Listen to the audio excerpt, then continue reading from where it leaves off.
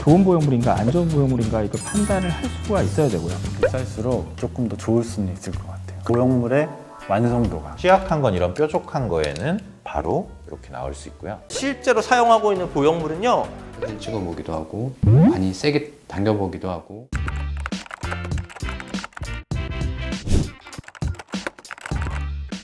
어, 2007년 이후부터 사용했던 코이시브 젤인데요. 그 중에서 스무스, 겉에가 이게 맨질맨질한 그런 보형물이 되겠습니다.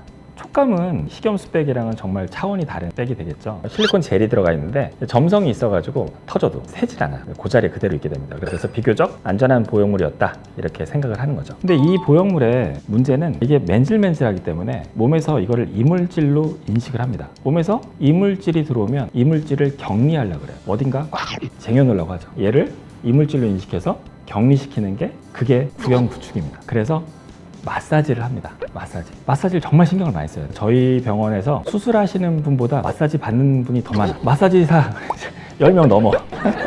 이 마사지를 해야 되는 보형물이 너무나 번거로운 거예요. 그래서 마사지를 안 해도 구축이 안 오는 보형물을 사용하기 시작합니다. 텍스처 임플란트인데요. 겉에가 이렇게 거친 그런 보형물입니다.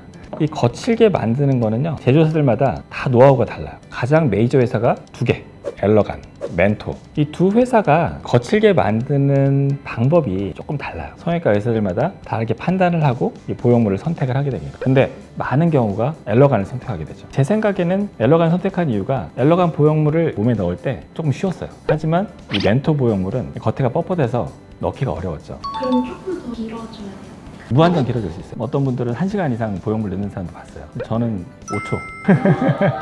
엘러간사의 보형물과 멘토사의 보형물을 차이점을 말씀드리면, 엘러간사의 보형물은 보형물 표면에 소금을 뿌립니다. 가는 소금을 뿌려가지고 자국을 만들어내는 거죠. 그리고 물로 이렇게 씻어내요. 그래서 이런 거친 보형물을 만들어내는 거고요. 그러다 보니까 좀 균일하지가 못해요. 근데 대신 몸에 딱 들어가면 그 거친 보형물이 몸에 찰싹 달라붙게 돼요. 이 멘토는요 달라요. 이 보형물에다가 얇은 막을 하나 씌웁니다. 거기다가 폴리우레탄을 찍어요. 폴리우레탄이 뭐냐면 스폰지를 위에다 딱 찍으면 스폰지 자국이 쫙 남습니다. 비교적 균일하게 되죠. 얘는 몸에 들어가면 안 붙어. 사람들은 다 붙는 게 맞다고 생각을 했었어요. 저도 잠깐 그렇게 생각한 적이 있었는데 초음파를 열심히 보다 보니까 이게 아닌 거라. 저는 2011년에 엘러간을 중단을 하게 됩니다. 미국도 2019년 7월 달에 이제 FDA가 리콜을 선언을 하게 되는데, 제가 뭐 자랑은 아니지만 미국 FDA보다 8년 빠르게 중단을 했죠. 이 텍스처 보형물을 많이 사용했는데 껍데기가 두꺼워서 너무 많이 만져져. 그래서 또 나온 게 물방울 보형물이에요. 한 시대를 또 풍미했죠. 이름이 너무 좋잖아요. 다 물방울 보형물 해달라고, 물방울 보형물 해달라고 다들 그러는 거예요. 근데 그거 말리느라고 너무 힘들었어요. 왜? 이 물방울 보형물은요, 물방울 모양을 유지하기 위해서 이 안에 내용물을 단단하게 만들어요. 그 촉감이 이 라운드 보형물보다 떨어져. 그럼 얘의 장점이 없냐? 얘는 단단해가지고 좀 덜 만져져요. 라운드는 되게 우글거리죠. 이것도 상담도 이상하게 받아오신 분이 있어요. 라운드가 이렇게 생겼으니까 윗가슴이 있을 거라고 이렇게 생각을 하시는데 전혀 아니야. 얘가 윗가슴이 없는 거예요.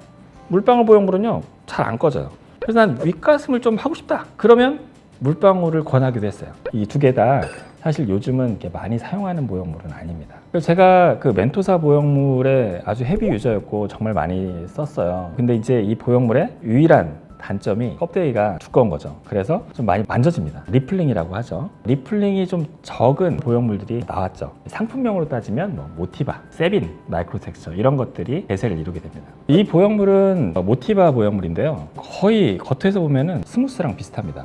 이게 들어가면 스무스처럼 구축이 안 오나 걱정을 솔직히 많이 했어요. 하지만 놀랍게도 정말 거칠었던 엘러간이나 멘토 정도의 구형 구축 확률이 있더라고요.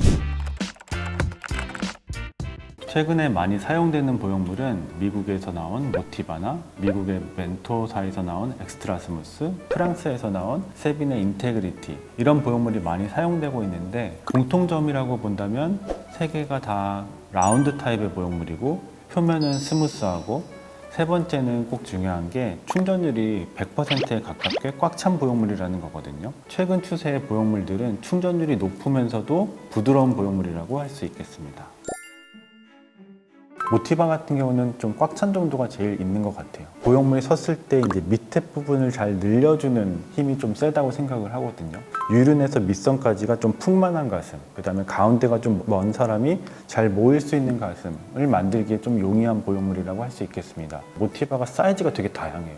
촘촘하고 간격도 작고 되게 높이도 되게 다양하거든요. 그러면 양쪽 가슴의 사이즈를 비슷하게 만들어줄 수 있고 모양이 다른 환자에서도 모양을 좀 잡아주는 데 유리하고 그다음에 날씬하신 분들 흉곽이 작은데 최대한 크게 만들 때도 조금 더 유리할 수 있다고 생각합니다. 멘토 보형물이라고 하면서 가장 촉감이 좋다 이렇게 알려져 있거든요. 외피가 얇으면서도 오히려 잘 늘어나서 파열률을 좀 막아서 촉감도 좋아지고 완성도를 높인 제품이니까 촉감이 되게 중요하신 분들은 선택할 수 있겠습니다. 세빈의 인테그리티는 멘토와는 조금 반대로 마이크로 텍스처 표면을 가지고 있고 최근에는 이제 스무스 텍스처라고 하는데요. 외피가 좀 단단해서 안정적인 느낌을 줄 수 있거든요.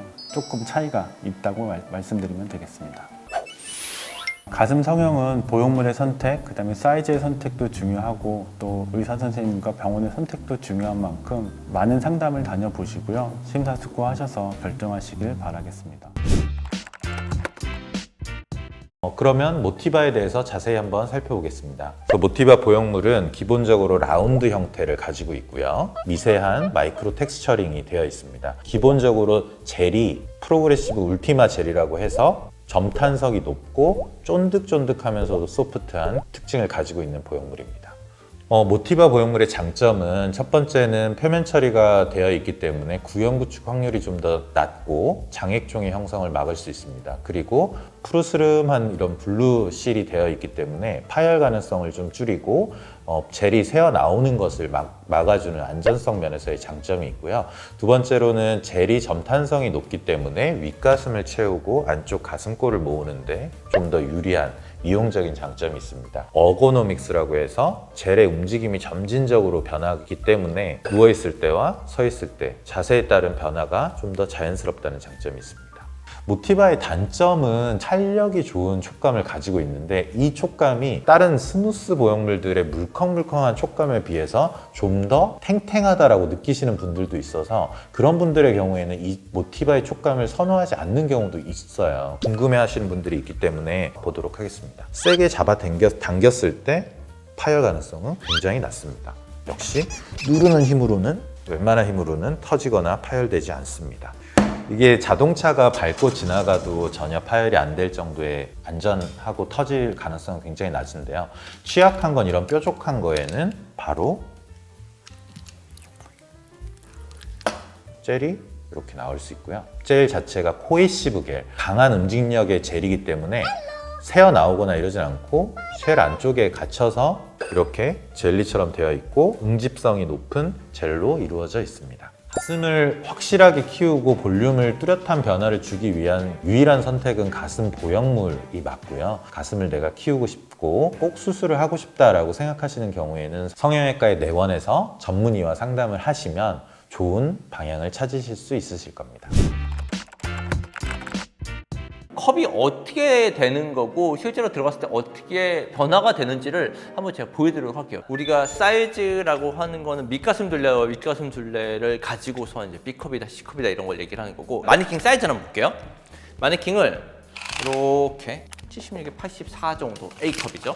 이게 이제 315cc 정도 되는 사이즈예요. 315cc 되는 사이즈를 이런 식으로 이렇게 이제 315cc가 들어갔었을 때의 변화는요. 윗가슴 둘레가 91로 변하게 돼요.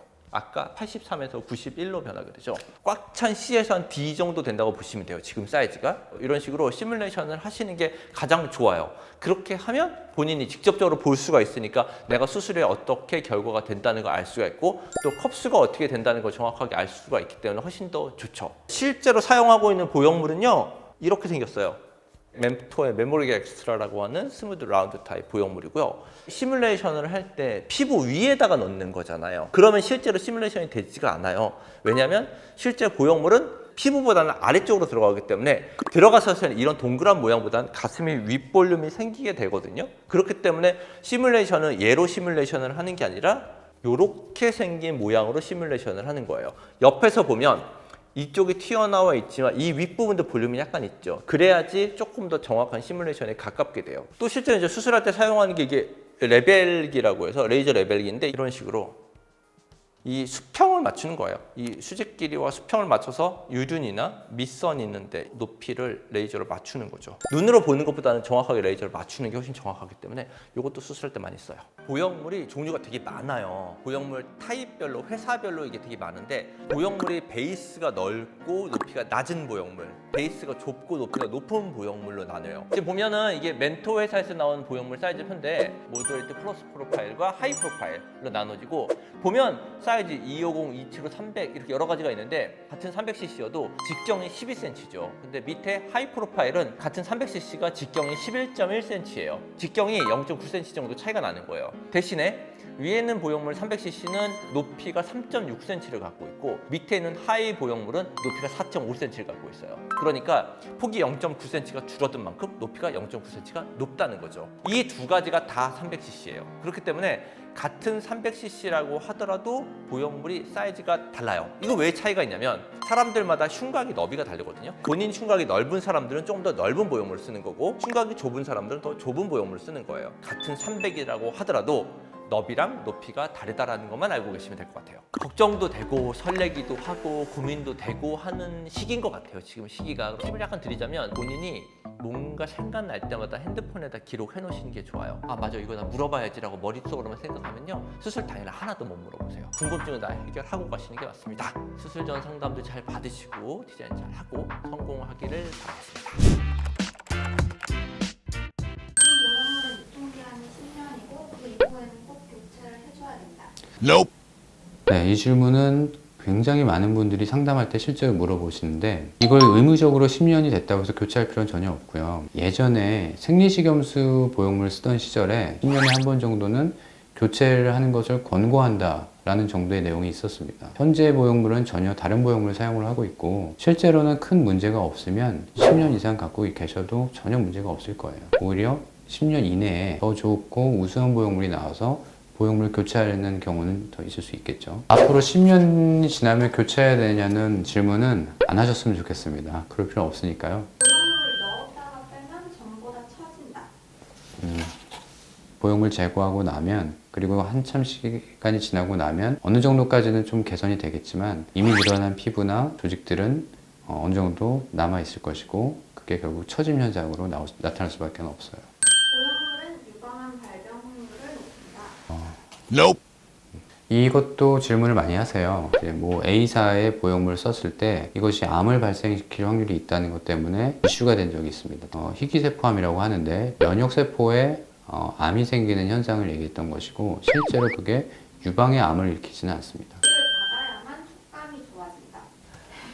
O입니다. 일반적으로 수술 후 관리라고 하는 것이 모기를 빨리 빼주고 수술 부위에 수분 공급을 해주고 세포 재생을 도와주고 이런 것들을 많이 하게 되는데 그런 일련의 과정들이 피막 형성에 어느 정도 영향을 미칠 수 있다고 보고 있고요. 또 한 가지는 피부가 잘 늘어날 수 있는데 도움을 줄 수 있습니다. 피부가 잘 늘어나면 그만큼 빨리 촉감이 좋아지는 거거든요. 피부가 잘 안 늘어나고 타이트할수록 초반에 단단한 느낌이 들고 탱탱한 느낌이 들 수 있고 얼마나 빨리 많은 피부의 양이 늘어나고 자리를 잡느냐를 결정하는 데 있어서 그 관리가 꽤 중요한 역할을 한다고 보고 있습니다. 수술을 원하는 만큼 확대가 가능하다. X입니다. 크기는 사람마다 다 일정하게 정해져 있고요. 그 크기 내에서 가능한 보형물의 사이즈를 찾아내는 게 저희가 하는 일입니다. 무조건 원하는 사이즈가 들어갈 수 있는 건 아니고 원하시는 사이즈를 선택할 수 있게 저희가 조언을 해드리고 있죠. 안 되는 걸 억지로 넣을 수는 없기 때문에 그때는 당연히 줄이는 것을 권유해드리고 그거는 뭐 선택의 여지가 없습니다. 저는 추가 금액을 받고 먹는 보형물의 가격은 cc에 의해서 나눠지지 않고 가장 정확하고 확실한 방법은 담당하시는 선생님과 더 많은 대화를 통해서 결정을 하시는 게 본인을 위해서 훨씬 더 많은 도움이 될 거라고 생각을 합니다.